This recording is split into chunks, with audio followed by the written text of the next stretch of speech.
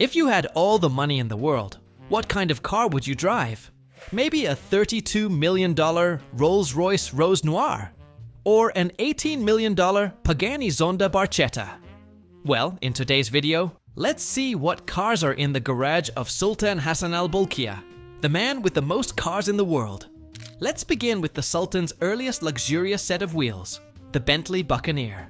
To be honest, there's quite the story to his ownership of this super limited edition vehicle, as it was the Sultan who commissioned it in the 90s, and so Bentley just decided, why not just hand him one of his own? Yeah, that's quite literally how he got this vehicle.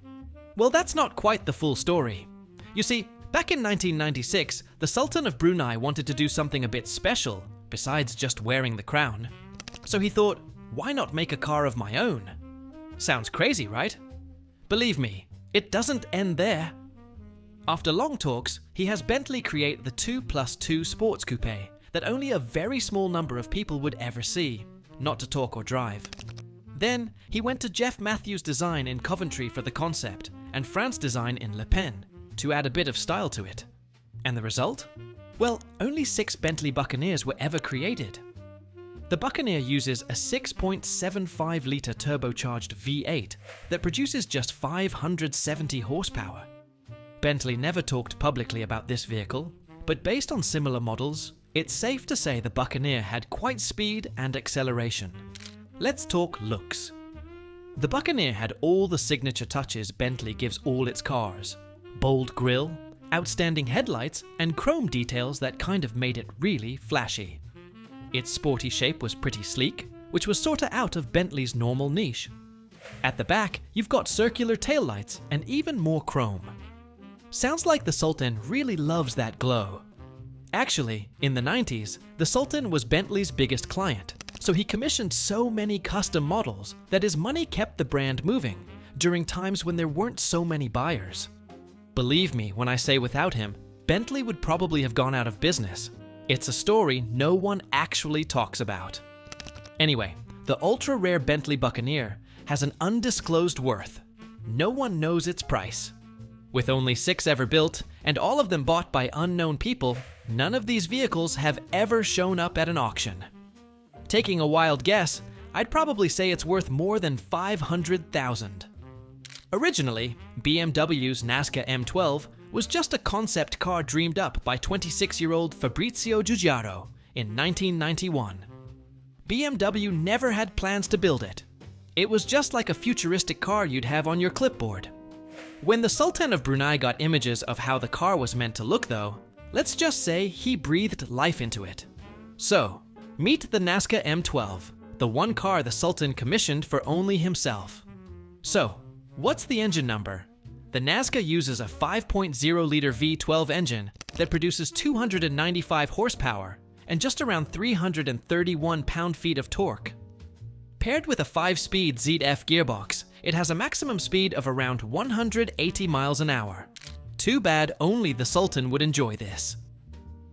Inside, the vehicle was built with quite a lot of high-tech features, at least from what we are told. Sadly, exact details are scarce, but since it's for the Sultan, you don't quite expect it to be some random BMW. To think that he wasn't just collecting cars, he was commissioning some of the rarest and most advanced machines in the world. As for its price, well, that's a bit of a tricky deal. Since it's a one-off, there's no real market price, but estimates range from $1.1 million to $3 million. Though honestly, if it ever went up for an auction, it could go for way more. Like, come on, it's a BMW that was never meant to exist, except for the Sultan.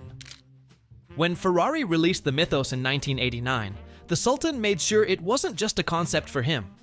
Designed by Pininfarina's Pietro Camardella and Lorenzo Ramaciotti, the Mythos was made to be sorta a twin of the Testarossa platform. It comes with a 4.9-litre flat 12 engine that produces around 390 horsepower and 260 pounds-feet of torque. With its 5-speed manual transmission, it smooth sails at a top speed of around 180 miles per hour, pretty similar to the Nazca M12. Ferrari never intended to sell the Mythos. They kind of wanted to keep it as a design study, like a mission into the future of Ferrari styling. For the Sultan of Brunei though, they took down their "not for sale" sign and even had him commission 2 custom-built Mythos units, making him the only person to own this model. The design was really good, with Ferrari taking car aerodynamics to a whole new level. They gave it a low, wedge-shaped body, made from lightweight materials, keeping the total weight around 1,250 kilograms. The open-top setup and ultra-modern styling actually made it look like something straight out of a sci-fi movie. Maybe Back to the Future if it was produced in 2023. Now, what would a car like this be worth today?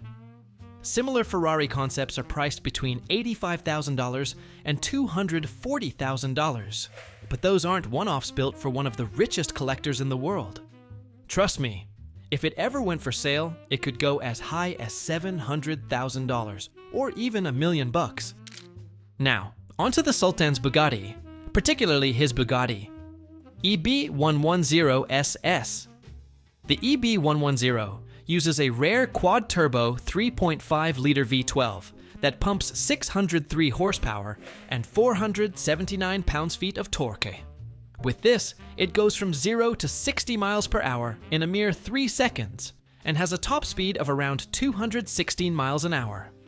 To think that it's a car from the 90s, that's actually really fast. Designed by Giampaolo Benedini, the EB110 has a carbon fiber monocoque chassis, aluminum body panels, and of course, Bugatti's signature scissor doors. Inside, it has premium leather, easy controls, and a high-tech infotainment system that kind of makes you feel at home. Now, the Sultan didn't just buy one, though. In the early 2000s, his collection included at least 4 EB110SS models, each with a different customization. One of the wildest was a black one, with red, blue, and yellow racing stripes, matched with an interior that had leather in 5 different colors: blue, red, green, yellow, and black. I think it should have been called the Rainbow Bugatti. Yeah, that makes sense. When it first came out, the EB110 was sold for around $350,000. Today, the price has actually hit the sky, with some being sold for over $1 million at auction. I'm guessing owning million-dollar cars is as normal as walking to the Sultan. The Sultan of Brunei also owns a Ferrari F40. Well, actually, not just one. Yep, he got multiple, including some of the rarest right-hand drive versions ever made. Oh yeah, Ferrari rarely makes those nowadays. Now, if you know anything about Ferraris, you would know that the F40 was basically one heck of a ride. Built between 1987 and 1992, it was the last model personally signed off by Enzo Ferrari himself. Think about it. The last car ever signed by Mr. Ferrari himself. As for its engine tech, I'd just say the F40 was possessed. Behind the seat sits a 2.9-liter twin-turbo V8 that oozes out 471 horsepower and reaches a maximum speed of 201 miles an hour. Even crazier is its acceleration, as it could hit 60 in just 3.8 seconds. And the coolness doesn't end there. It's interesting how the F40 is stripped down for simplicity's sake. It has no fancy leather seats, no touchscreen nonsense. Yep, sounds like Ferrari before they realized they could actually make cars. Actually, Ferrari intentionally ditched everything that added unnecessary weight wherever they could. The body was made from Kevlar, carbon fiber, and aluminum, making it ridiculously light. Even the door handles were just little cords. And don't even think about soundproofing or a proper stereo. Nah, they were just freaking obsessed with making it an easy car. Now, here's where the Sultan's collection gets interesting. You remember when I said, Ferrari doesn't make right-hand drive F40s? Yeah, they actually don't. Somehow, though, royalty does bring a lot of goodies to you, as they couldn't say no to the Sultan when he said he wanted his to be a right-handed model.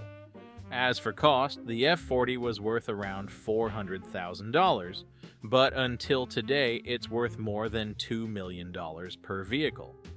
Thinking about the Sultan's collection of this vehicle, He should have more than $10 million worth of F40.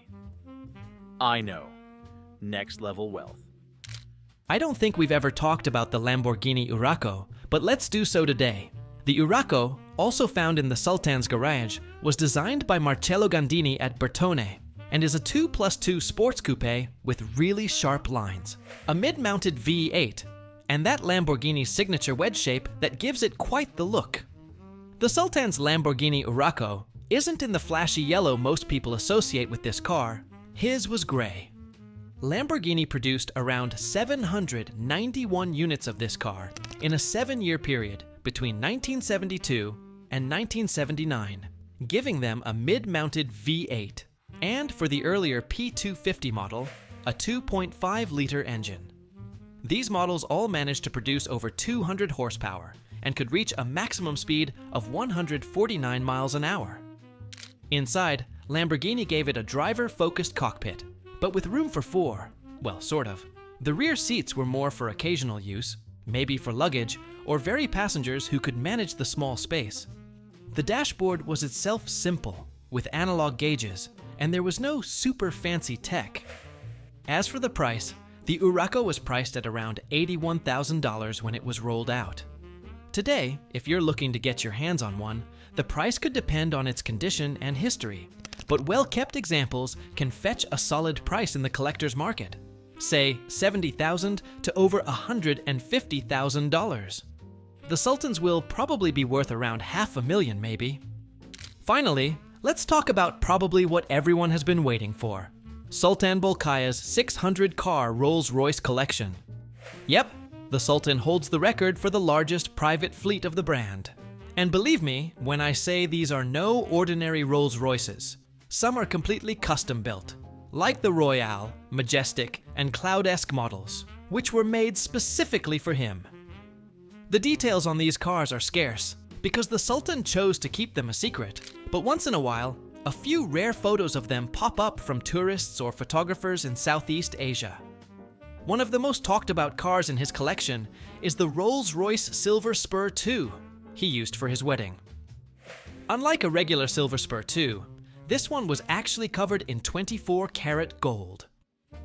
It uses a 6.75-liter V8 engine that produces around 245 horsepower with a 3-speed automatic transmission. While the inside isn't made of pure gold like the outside, it does have really interesting features, including plush leather seats, handcrafted wood details, and even a high-end sound system that was way above its time. No one really knows how much he spent on all these cars, but the gold-plated Silver Spur 2 alone should be worth around $14 million. That's just one car. His whole collection is worth well over $1 billion. Let's end this piece with a fun fact. Did you know that the Sultan was actually the world's richest man up until the late 1990s when Bill Gates took the lead? I'm guessing he lost his title because he invested crazily in his car collection. Not bad actually. I'd probably do the same if I were him. If you liked this video, give it a thumbs up and hit the subscribe button so we can update you on all our upcoming content. Also, comment what celebrity car collection you want us to do next. We'll catch you in the next one.